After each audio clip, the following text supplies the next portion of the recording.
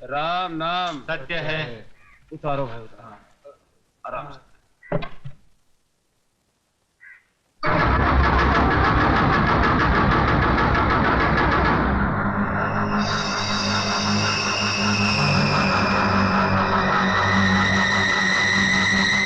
प्रताप, क्या है? ये वही आदमी जो उस दिन बापू से मिलने आया था। हाँ, मैं वही आदमी हूं जिसने तेरे बाप को शमशान घाट तक पहुंचाया। अब तुम दोनों की बारी है, क्योंकि चतुर सिंह ने एक कसम खाई है कि तुम दोनों की चिता की राख से वो तिलक लगाकर ही भोजन करेंगे।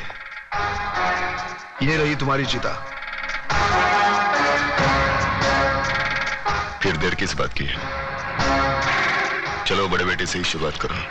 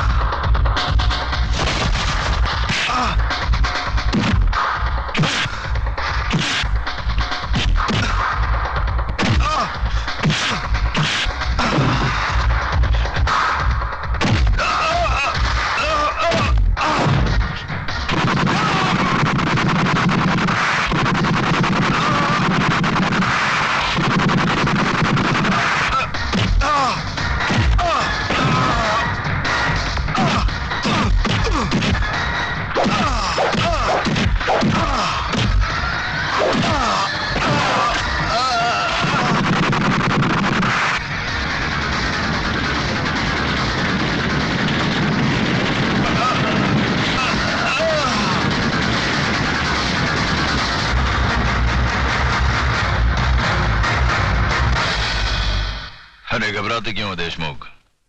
अब तक तो जलकर राख बन चुका होगा। अरे तुम लोगों को अपने दोस्तों पर भरोसा ही नहीं है। बस बस अब ये भाषण बंद करो, हमारे कान के पर्दे फट रहे हैं। बस बंद कर।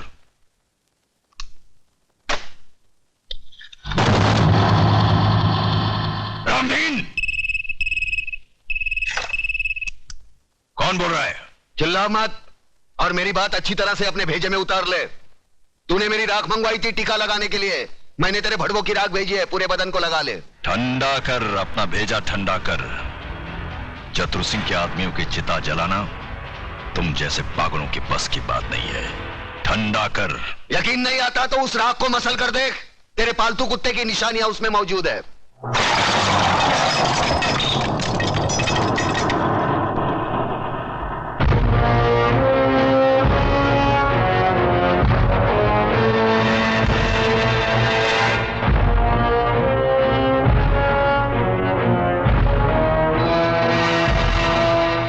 हराम के, तूने जलती हुई आग में हाथ डाला है।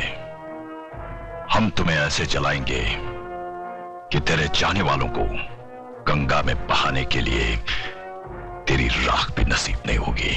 अरे मुझे जलाने की बात छोड़, मैं तो तुझे ऐसी मौत मारूंगा ना तो तुझे जमीन नसीब होगी ना आसमां। अतुल भाई, अतुल भाई, अतुल भाई गजब हो गया। अतुल भाई गजब हो गया। अतुल भाई बाहर आकर देखो तो सही। क्या हुआ कल्याण जी भाई? अरे क्या हुआ? क्या नोटिस लग गई, 24 घंटे में बस्ती खाली करनी पड़ेगी। बस्ती किसी की बाप की जागीर है कि खाली करनी पड़ेगी? खाली तो करनी पड़ेगी भाईजान, क्योंकि अब इस बस्ती का मालिक चतुर सिंह है। लक्ष्मीदास जी ने बस्ती बेच दी और नोटिस पढ़कर हम लोग आए हैं। अरे बाहर में क्या वो नोटिस और बाहर में क्या चतुर सिंह? मैं भी नोटिस फाड़ के चतुर सिंह की तो। नहीं अतुल, तुम ऐसा नहीं करोगे, इससे हमारा केस बिगड़ जाएगा। उन लोगों ने अगर कानूनी तौर पर बस्ती हटाने की कोशिश की है तो हम भी कानून का सहारा लेंगे। चलो मेरे साथ। कानून हर किसी के लिए बना है, लेकिन अदालत की नजर में जो गैर कानूनी है उसके लिए एक जज की हैसियत से मैं कुछ नहीं कर सकता। ये स्टे ऑर्डर नामुमकिन है। मगर जज साहब, अगर मेरे पिताजी ने चतुर सिंह को जमीन बेची होती तो कम से कम मुझे मालूम तो होता, उसके कागजात होते मेरे पास। जज साहब, जिस तरह आपने 24 घंटे में कानूनी तौर पर हजारों लोगों को बेघर करने का नोटिस जारी कर दिया, उसी तरह उसे रोकने का भी तो कोई कानून होगा। मिस मेघा, सलाह के लिए वकील होते हैं, जज नहीं। जज का काम है सिर्फ फैसला सुनाना। जानती हूँ जज साहब, अच्छी तरह जानती हूँ कि इस बार भी आपने पैसे खाकर बड़े होशियारी से शुक्रवार की शाम को यह फैसला सुना दिया। आज सैटरडे है, कल संडे और परसों नवरात्रि की छुट्टी। लेकिन इतना याद रखना जज साहब, ये जो गरीबों की बद्दुआएं और चीखें हैं ना, ये साए नहीं जाती। और जब ऊपर वाला अपना फैसला सुनाएगा, तुम भी बच नहीं पाओगे। चतुर सिंह, ऊपर वाले के हाथ से तू बचे ना बचे, लेकिन मेरे हाथ से तेरे को कोई नहीं बचा सकता। अगर एक बाप की औलाद है तो एक बार मेरे सामने आकर दिखा। तू भौंकता बहुत है आराम के, और भौंकने वाले कुत्ते हमें पसंद नहीं। दादा का खून हो गया। किसने किया खून? अरे छोड़ो ये सब बातें, मुझे तो चिंता यह है कि शहर का क्या होगा, हम सब का क्या होगा। बहस मत करो कमिश्नर। जो आदमी चतुर सिंह जैसे खतरनाक आदमी की चिता जला सकता है, वो तो हमको कभी भी शमशान घाट पहुंचा सकता है। मगर ऐसा हरगिज नहीं होगा सर। सुनो कमिश्नर, कल टीवी सेंटर में जनता की अदालत प्रोग्राम में हम सब लोगों का इंटरव्यू है। ऐसा बंदोबस्त होना चाहिए वहां पर कि परिंदे भी पर ना मार सके, समझे?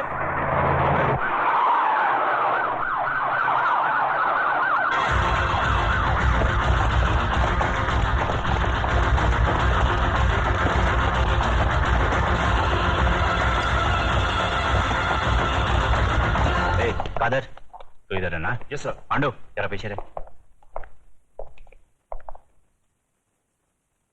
आज जनता की अदालत में जनता के सामने जनता के प्रतिनिधि मंत्री श्री बबन राव देशमुख, विपक्ष के नेता श्री चंद्रसेन आजाद, कानून के रक्षक इंस्पेक्टर सत्यवादी दुबे, न्यायमूर्ति श्री हुक्म अली जाबिर तथा इस शहर के सबसे बड़े बिल्डर मिस्टर योगराज अपराधी के रूप में यहाँ मौजूद हैं।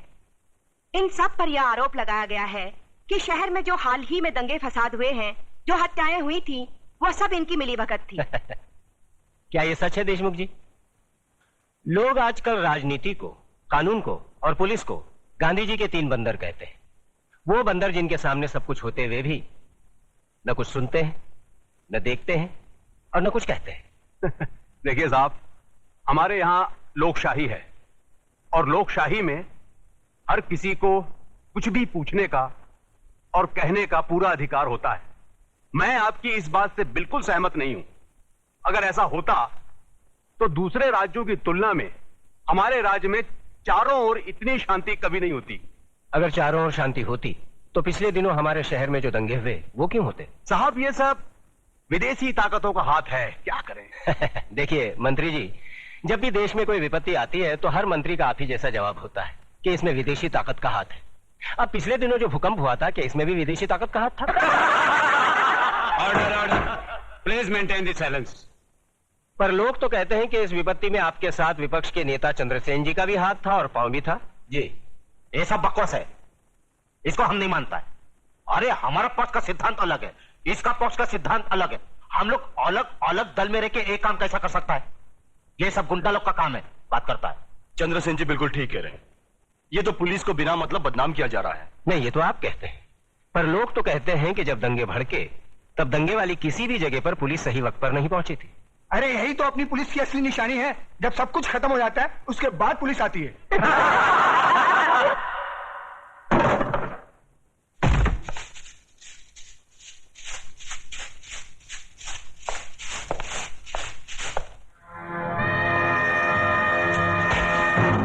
यही तो रोना है कि लोग हमें गलत समझते हैं। हमारी योजनाएं लोगों की समझ में नहीं आती। अब आप ही बताइए, झोपड़पट्टी की जगह साफ सुथरी कॉलोनी बने, टूटे फूटे गांव की जगह राहगीरों के लिए रिसोर्ट बने, इसमें देश की तरक्की नहीं है? बोलिए। पर लोग तो कहते हैं इसमें आपकी तरक्की ज्यादा होती है। सारा धन आप सब लोग मिलकर बटोर लेते हैं और डकार तक नहीं लेते।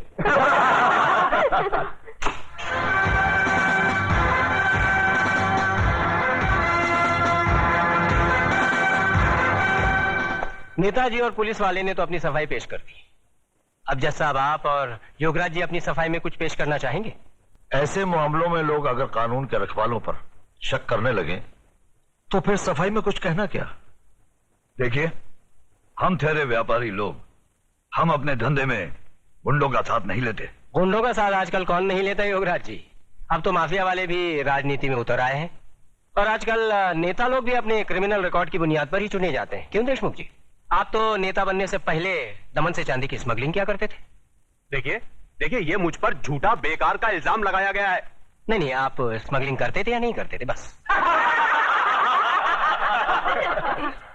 वैसे मैं भी इस बात को नहीं मानता, क्योंकि हर बड़े नेता को बदनाम करने के लिए लोग कुछ भी बोलते हैं। क्यों चंद्रसेन जी? एकदम सच बोलता है। आपके हर सवाल का मैं एक ही जवाब दूंगा कि अगर जनता की नजर में हम गुनहगार हैं तो फिर जनता खामोश क्यों है? बोलिए, क्यों हमें पिछले 15 साल से इस राज्य में चुनाव जिता रही है? जज साहब, हम पर लगाए गए सारे इल्जाम बेबुनियाद हैं। हमारी सफाई में मेरा यही जवाब है।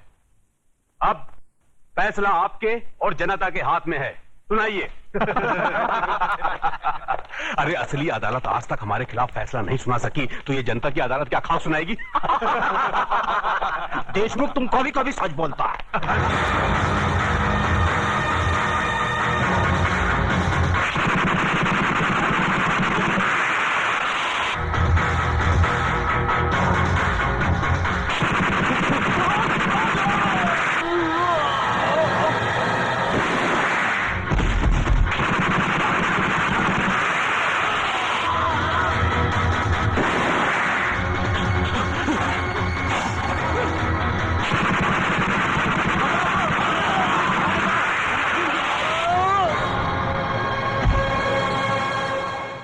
तुम्हें अपनी सफाई में कुछ कहना है?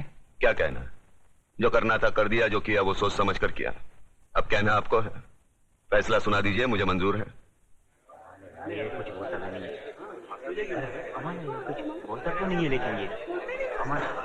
ऑर्डर।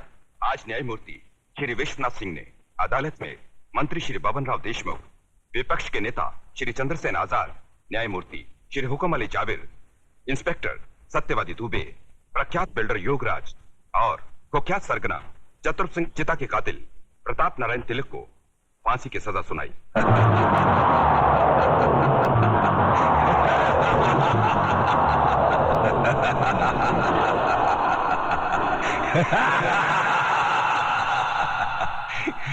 जिंदा आदमी के खून के इल्जाम में फांसी की सजा। देखा पकिया, हमें तो माता के आशीर्वाद और बुलेट प्रूफ जैकेट ने बचा लिया, मगर वो हराम का कानून की मौत नहीं, चतुर सिंह चिता की दी हुई मौत से मरेगा। पता करो कौन से जेल में है।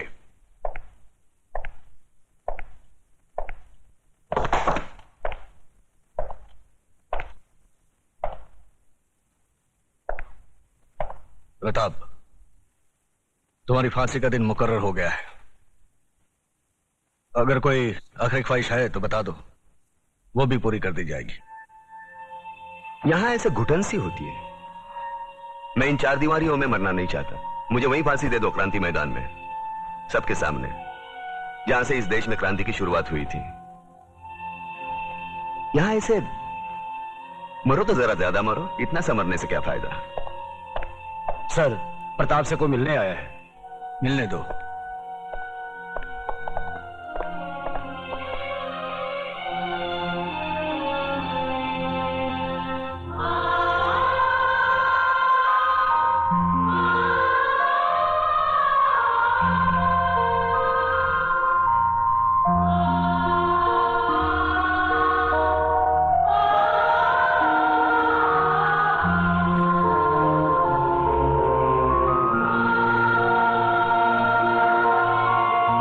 मां,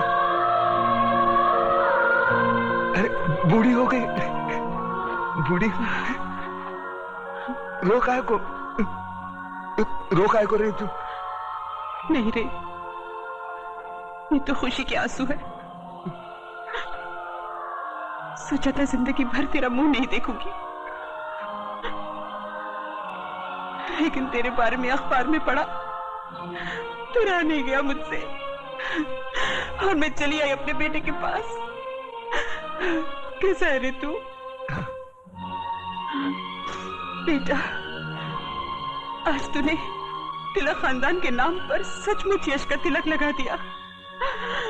मैं खुश हूँ, बहुत खुश हूँ। अब तो भगवान से यही प्रार्थना करूंगी कि तुझे जन्मों जन्म मेरा ही बेटा बना कर। नहीं माँ, अगले जन्म में किसी मंदिर या मस्जिद की ईंट बनकर जिंदगी भर वहां रोता रहूंगा। इस जिंदगी का रोना मेरा बाकी है।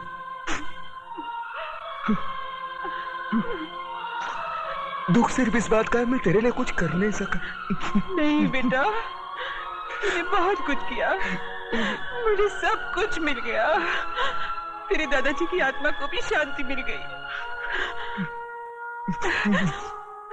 बस अफसोस एक ही बात का रहेगा कि तिलक खानदान का दिया जलाने वाला कोई नहीं रहेगा, कोई नहीं रहेगा।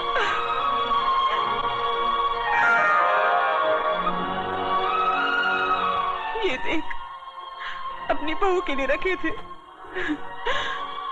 लेकिन अब तो